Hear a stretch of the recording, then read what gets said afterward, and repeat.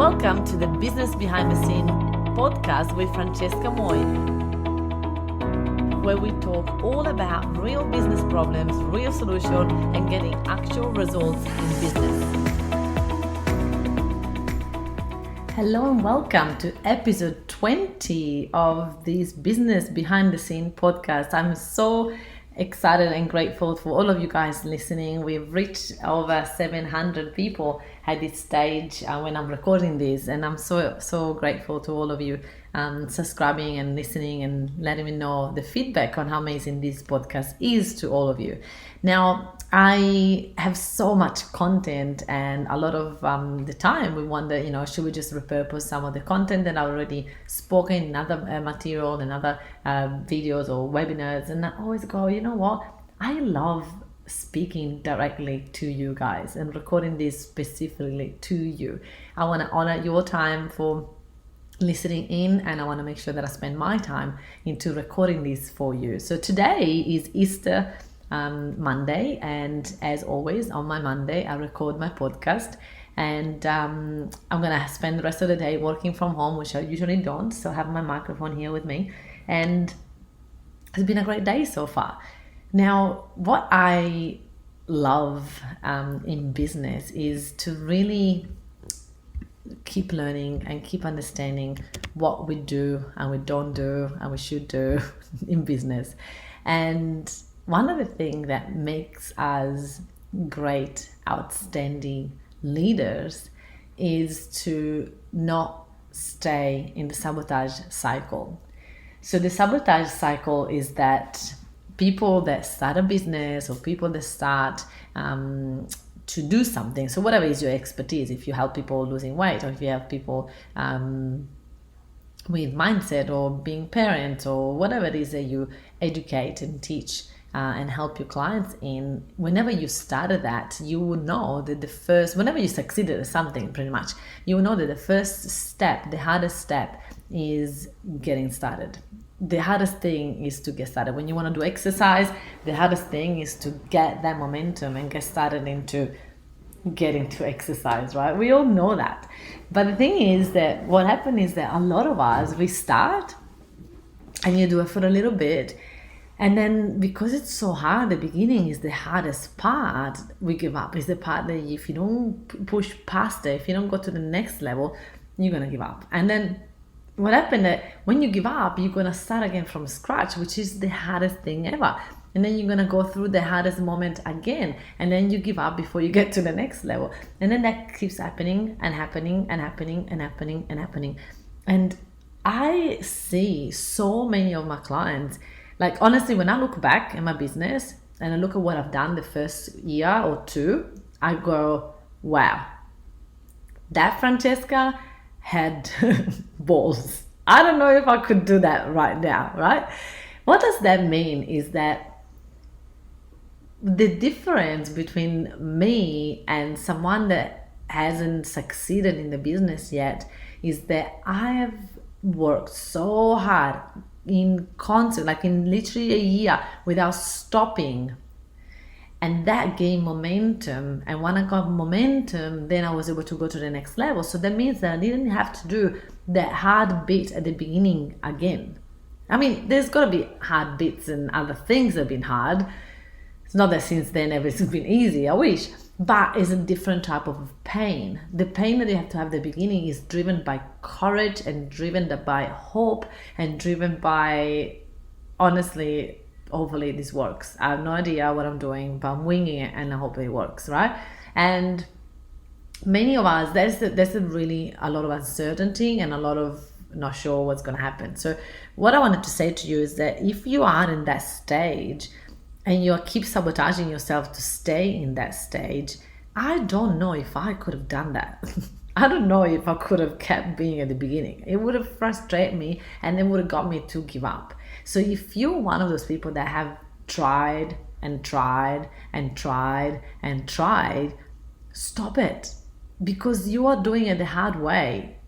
The easy way is to really commit for a year and go with all your power, and then you're going to go to the other side and go, that wasn't that hard.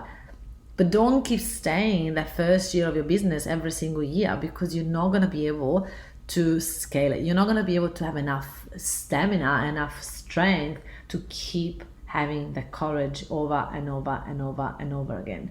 It's just incredible how a lot of us as leaders in our area, we have done it and we don't understand why our clients can't do it, and that is the missing link.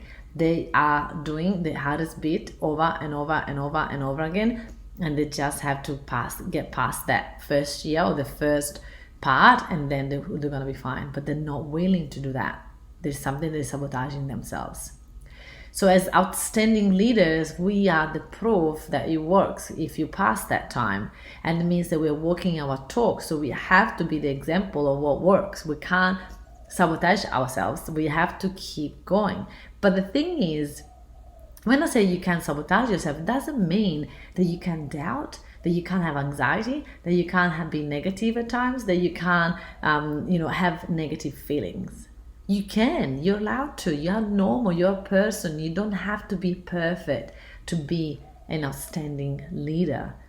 Actually, it's the opposite. The more you share, the more you open up, the more you let people know how hard it is at times and how difficult at times it is to get motivated to follow your own strategy, that's when people are going to have the most appreciation for you. Trust me, there is times that I don't feel like recording a podcast, or I don't feel like showing up on social media, or I don't feel like posting, or I don't feel like going live, or I don't feel like going on stage. There is times that I wish I could just go in bed and just watch Netflix all day. There is also times that I do that, and there is times that I allow it. But most of my time is that I don't listen to that voice and I do it anyway.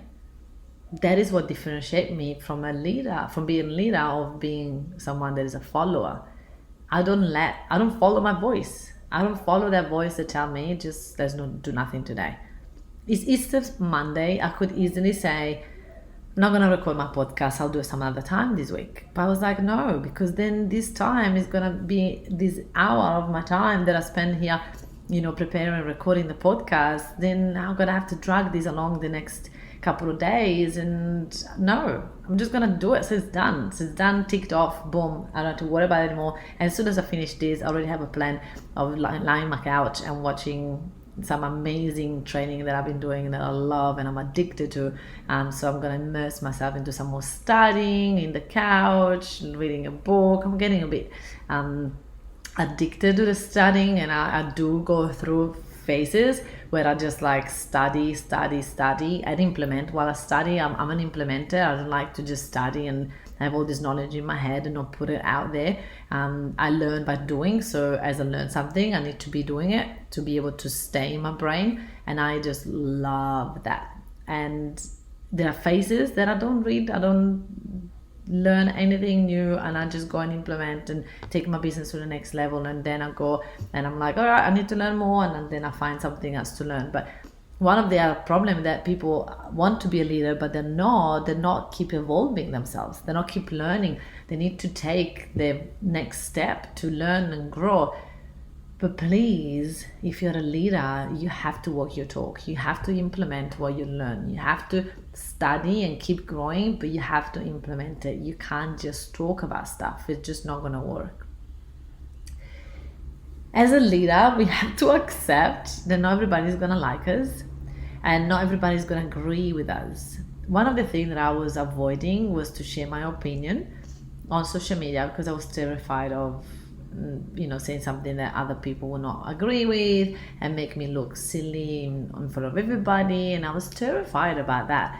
And lately I was like, no, as a leader I need to share my opinion. It doesn't need to be, I'm not preaching, I'm not telling people what they need to believe in, but I can share my point of view without disrespecting other people, without being pointing fingers or anything like that. But what if I can give an insight of my point of view that could help someone else to make their own mind up, and being open to not be liked and being open to not everybody's gonna agree with me. That has been massive, because now I can grow, I can learn and grow from my own ways of taking feedback, from their own ways to, their fear of going, I'm about to post something, I don't know, people are gonna like it, but I'm gonna go with it. Right, so it's like that. Okay, legit. I had to stop the podcast because I just got something in my throat and I was about to die. So I had to stop and cough, and now I'm back. So if you listen a little noise there, that's me trying to not cough in your ear. So be open to show people that you're not perfect. A lot of my clients are saying to me, FM, I don't think I can teach people how to be healthy if I feel like I could lose another 5 or 10 kilos, and how people are going to take me seriously if I haven't done it myself. And I say, hold on a second. People are going to actually admire you even more if you have been there, and if you're honest and tell them that you are also struggling at times with it. As long as you're obviously helping people to lose the kilos that you already lost, right? But you don't need to tell people, you don't need to be perfect. You can have had tough time. You can have put on weight lately because of something. And if you just talk about it instead of keep it as like a big fat elephant in the room, right? Talk about it and say, guys, I know that I'm teaching people how to be healthy and I've got a few kilos overweight, but guess what? I'm happy with it. I'm learning to love it. And I love the fact that I have this so that I can understand you guys even more, because I now know how difficult it is to lose these kilos, and I've lost that many before, and I can help you to get to where I am now, which hopefully by the time that you get here, hopefully I lost my last other 10 kilos. I don't know, right? Just being honest, it will get people to really see what you want. Like, I teach people how to get a following, and I remember all these years I was like, if I teach people how to have a following, by now I should have 100,000 people following me, 200,000, 400,000. And then I was like, why do I have to judge myself if I'm good enough to teach people how to get a following? If their following is that I've got, small or big that it is, but it's engaged and it's giving me clients, why not?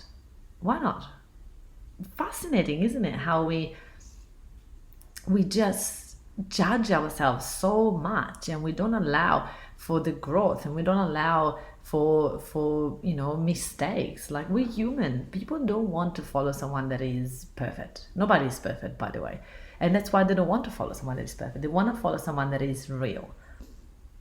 So understanding that when you open and you share your ups and downs, people are going to be even more excited to be around you, excited to follow you. So what I would like you to tell you is, like, follow someone.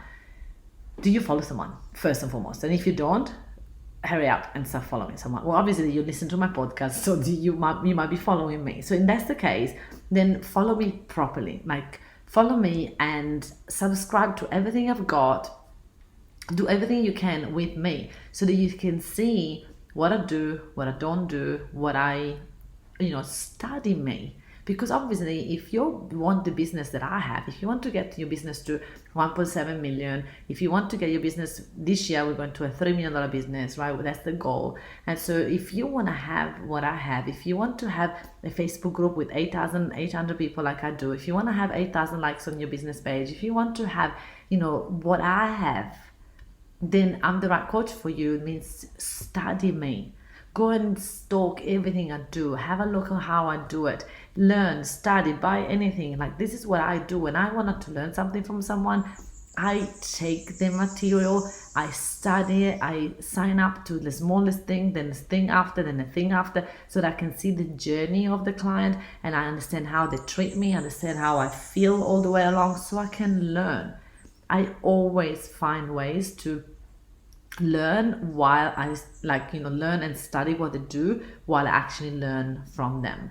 And that has been priceless to become a leader myself, so that I can see what other people are doing with me as a client, and I take on what I like, I leave what I don't like. But the thing is, I've got plenty of leaders that they're doing things that I don't necessarily agree with, right? There is one specific person that I followed for years and I love completely, that they announce, I've got a webinar, come, this person is inviting you to a webinar, you go on the webinar and the person is not live. And I don't resonate with that. That's something that I don't like. Doesn't mean that that person is doing it wrong.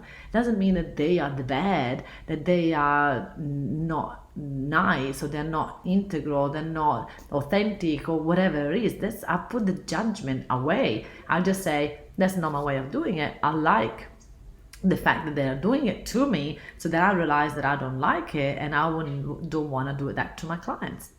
Period.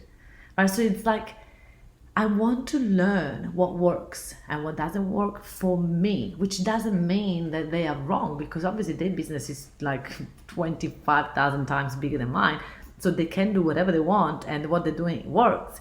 And so I don't have to judge, I just have to make up my mind of what I like and what I don't like. There's so many people that tell me, you, Francesca, should do this for us. It's like, well, that's your opinion. You can do that in your business. In my business, I do what I want. And that is freedom to be a leader. And I mean, don't get me wrong, I take feedback and I love feedback. In the same time, I'm not going to change everything I do for one opinion, for one person. If I hear the same feedback over and over and over and over back again from different clients, then I will be open to have a look on how we can change it. The other thing that happens as I grew up my business and I started to get lots of clients, is that some of the clients who, especially the one that were the biggest raving fans, that were like completely madly in love with me, are the ones that eventually they fell out of love with me. And as they fell out of love with me, means that they wanted more attention, they wanted more of my time, they wanted more spend time with me, they want to become my best friends. And as I felt rejected because I didn't physically have time to be friends with every single client, they turn the shoulders and start to create little cliquey groups around against me. Now, at the time, I think I went to victim and I went to why me and poor me. But the thing is, I'm now noticing that it's happening to a lot of my clients, that their clients are now expecting them to be their friends, and if they don't have time to do that, they then turn and try to create against them a clique of people against them. So I'm seeing that as a pattern in a lot of leaders, and that is a beautiful thing, because first and foremost means that people are wanting to spend more time with you. So it's beautiful. That means that you're doing the right thing. The solution to that is that you could create some more time with them on a one-to-many Zoom call or something like that, that you could coach them, so you could upsell them to the next level, because that's what they want. They want to spend more time with you. And I didn't have a program at the time for them, because I had the limiting belief that I didn't want to charge people any more money. So by me thinking to do the right thing by them, I was doing a disservice, and that's how they wanted more support, and I didn't have time to give more support. But obviously, if I created a program that would provide that for them, then obviously I would make the time for it. So fascinating how I thought I was doing the right thing by them, but then obviously it wasn't. And so my thing on that is, whenever you grow your business, whenever you become a leader, whenever you step up and you are jumping in the arena, like Brené Brown says, and you are, in the arena, and now people are watching you and they are judging you and they're doing all the things, then you need to be willing to have people that are going to throw in you tomatoes and have people that are going to be applauding you and cheering for you. So there's going to be both people, and you got to be okay with that. You can't have all your clients and followers super happy at all times, because they're not. That's the reality. Some people are not going to be happy, some people are going to be complaining, and you got to be okay with that. You got to be okay with having people not happy with your product, with your services, with your business. What I'm saying is, it's not that you don't care, you do care. You just need to let go the responsibility of making it all perfect for them. You can do your best, you can do everything you can, but you can't make every single client happy at all times. And that's why in one of the past podcasts I was talking how important it is to have values in your business, so that you know that this is why you're making a decision. You're making a decision because this is one of your rules, and this is how you explain it. And it's okay for some people to not agree with it. Being a leader is interesting at times, because it gets a bit lonely up here. And I used to, that was my biggest fear of not wanting to be successful because I didn't want to be successful, because I thought when you're successful, you're alone. And I have attracted a lot of that. I attracted a lot of loneliness as I was growing my business because I was afraid of being alone. And so I was pushing a lot of people away.